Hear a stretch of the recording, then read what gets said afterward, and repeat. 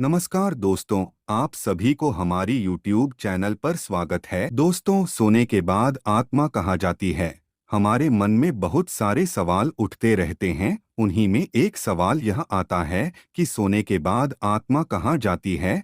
जब हम रात में सोते हैं तो उस समय आत्मा का क्या होता है? क्या वह शरीर में रहती है या फिर कहीं चली जाती है? और भी ऐसे कई सारे सवाल होते हैं जिनका जवाब इंसान जानना चाहता है, क्योंकि हर कोई चाहता है वह अपने बारे में सब कुछ जाने। और जब आत्मा की बात आती है तो लोग इसके प्रति ज्यादा जिज्ञासु हो जाते हैं। वह जानना चाहते हैं कि आखिर हम इसके बारे में कैसे जान सकते हैं। बहुत सारे लोग तो ऐसे होते हैं जो साधु संत की मदद लेते हैं और उनसे जाकर इस बारे में बात करते हैं, क्योंकि आपने देखा होगा आज के समय में आपको बहुत सारे ऐसे बाबा मिल जाएंगे जो आत्मा का रहस्य समझाते हैं और वह इसके बारे में आपको विस्तार से बताते हैं। पर यदि आप जानना चाहते हैं कि सोने के बाद हमारी आत्मा का क्या होता है, तो आज हम आपको इस बारे में अच्छी तरह से बताएंगे,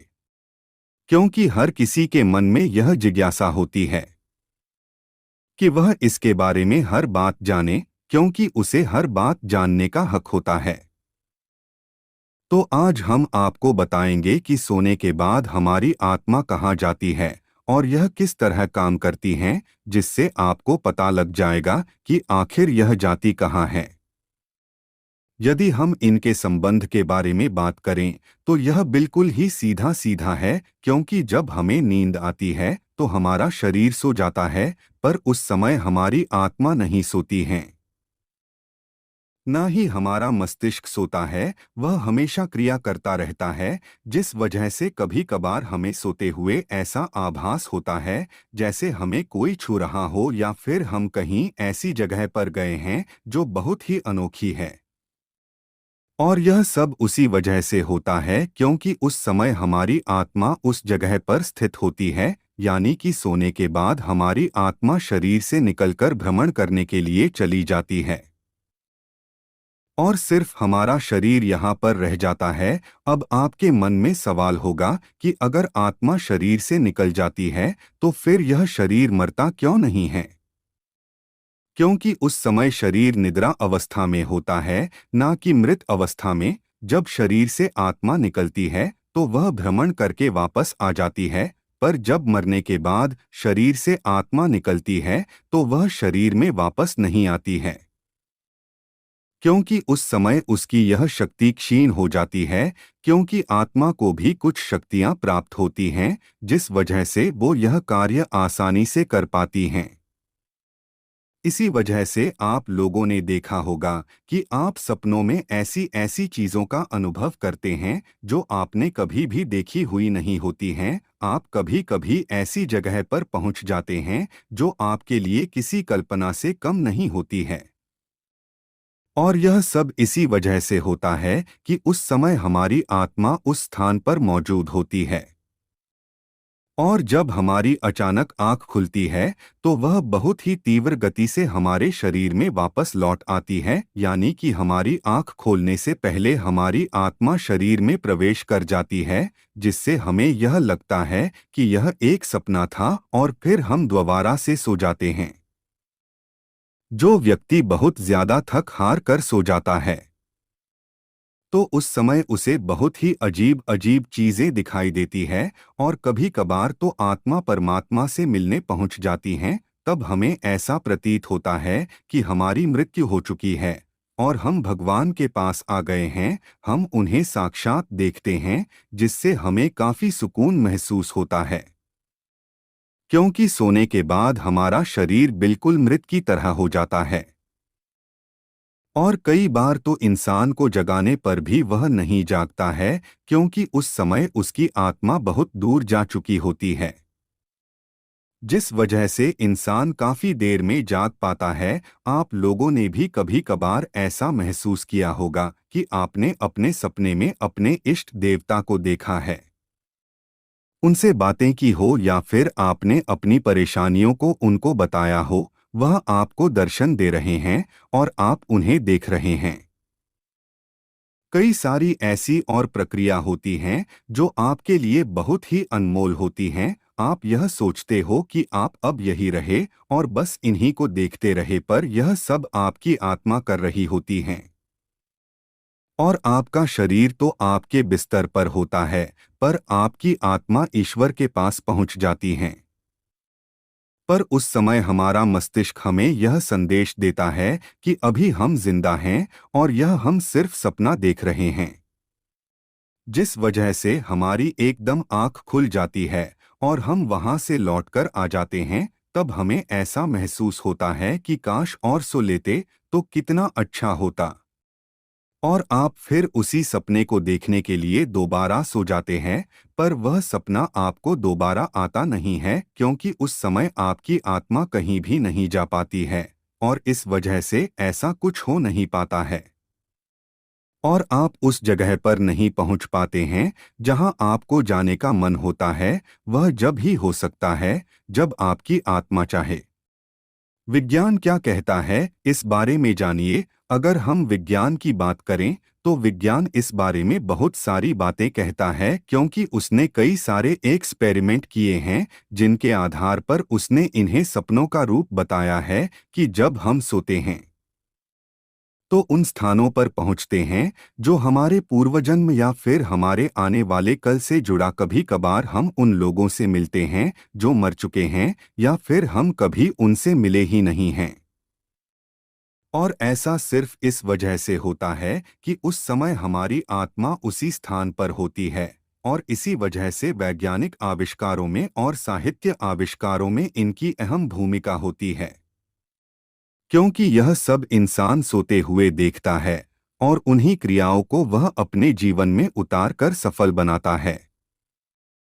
क्योंकि जब तक हम किसी चीज को देखते नहीं हैं, तब तक हम उसे कर नहीं सकते हैं और यह सब हमारी आत्मा हमसे करवाती है। और इसका एक उदाहरण है नील बोहर की परमाणु संरचना, जिन्हें उन्होंने सपने में देखकर पूरा किया है।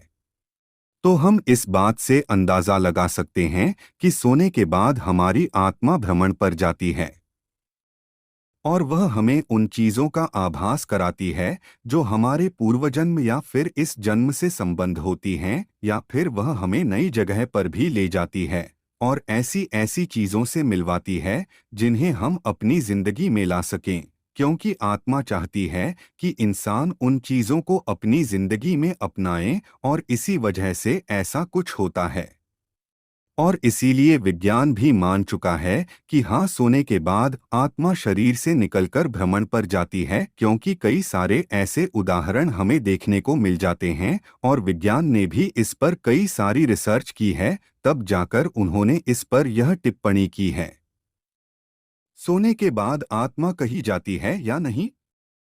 अब बात करते हैं कि सोने के बाद आत्मा जाती भी है या नहीं, या फिर यह लोगों का भ्रम है। क्योंकि अगर हम गीता की बात करें तो उसमें बताया गया है कि आत्मा की कोई गति नहीं होती है, गति तो मन करता है। जिस वजह से हम जो कुछ भी देखते हैं वह मन की वजह से होता है और आत्मा हर जगह विद्यमान है। जिस वजह से हम यह नहीं कह सकते हैं कि आत्मा कहीं जाती है, क्योंकि वह तो सब जगह पर पहले से ही मौजूद होती है। पर में विज्ञान सबसे आगे चल रहा है, पर हम गीता की बात को भी झूठला नहीं सकते हैं, क्योंकि उसमें जो लिखा है वह भी सच है। तो इसका मतलब कि सोने के बाद आत्मा कहीं नहीं जाती है, बल्कि हमारा मन ही गति करता है, जिसे विज्ञान अपनी भाषा में कहता है कि आत्मा सोने के बाद भ्रमण पर चली जाती है, जिस वजह से इंसानों को नए नए सपने देखने को मिलते हैं। बच्चे हो या बड़े, आत्मा का विषय लोगों के बीच हमेशा से ही रहस्यमय रहा है। लेकिन सीधे तौर पर आत्मा क्या है, इसका अनुभव कैसे हो, मरने के बाद आत्मा का क्या होता है, कोई भी धार्मिक व्यक्ति या गुरु इसका जवाब नहीं देता। आत्मा क्या है? हालांकि आत्मा के बारे में हमने टीवी सीरियल्स पर और फिल्मों में कई तरह की बातें सुनी हैं, लेकिन अगर आप केवल मनोरंजन के लिए नहीं अपितु आत्मा की सच्चाई को जानने के लेकर जिज्ञासु हैं, तो आज हम आपको आत्मा का सच बिल्कुल सरल और सटीक शब्दों से पहुंचाने जा रहे हैं। आत्मा क्या है? आत्मा की परिभाषा क्या शरीर में आत्मा होती है? आत्मा परम सत्य है, अविनाशी है, जिसका न रंग है, न रूप है, न आकार है, न प्रकार है, जिसे न देखा न सुना जा सके, जो प्रकृति के सब अनुभवों से परे हो, वही आत्मा है। सच का दूसरा नाम ही आत्मा है, इसलिए आपके और इस संसार का सत्य ही आत्मा कहलाता है। सत्य कभी परिवर्तनीय नहीं होता, न उसे मिटाया जा सकता है, न बदला जा सकता है। इसी तरह आत्मा भी अटल, अविचल है, इसलिए जानने वालों ने आत्मा के बारे में कुछ भी कहने से बेहतर आत्मा को सत्य कह देना उचित समझा। कई लोगों को लगता है कि इंसान के शरीर का उसकी आत्मा से जरूर कोई न कोई तादात्म्य है, पर वास्तव में मनुष्य के शरीर और आत्मा के बीच कोई समानताएं नहीं होती, इसलिए रूह यानी शरीर का आत्मा से कोई संबंध नहीं है। हमारा शरीर चाहता है इसे भांति भांति के अनुभव हो, इसे भोजन मिले, सुरक्षा मिले ताकि यह बचा रहे, लेकिन आत्मा को सिर्फ सत्य से मतलब है, क्योंकि वो भला जिसे कोई मार नहीं सकता, मिटा नहीं सकता, उसे क्या किसी की सुरक्षा चाहिए, मान सम्मान चाहिए। आत्मा न कभी शुरू हुई न उसका अंत होगा। आत्मा शरीर का कोई अंग नहीं, लेकिन फिर भी लगातार हर समय हमारे साथ मौजूद है। इस संसार में भले शरीर करोड़ों अरबों हैं, लेकिन आत्मा सिर्फ एक है, क्योंकि सत्य एक होता है। मेरी आत्मा तेरी आत्मा जैसा कुछ नहीं होता, क्योंकि तेरा सच मेरा सच नहीं होता। सत्य सार्वभौमिक होता है, जो सबके लिए है।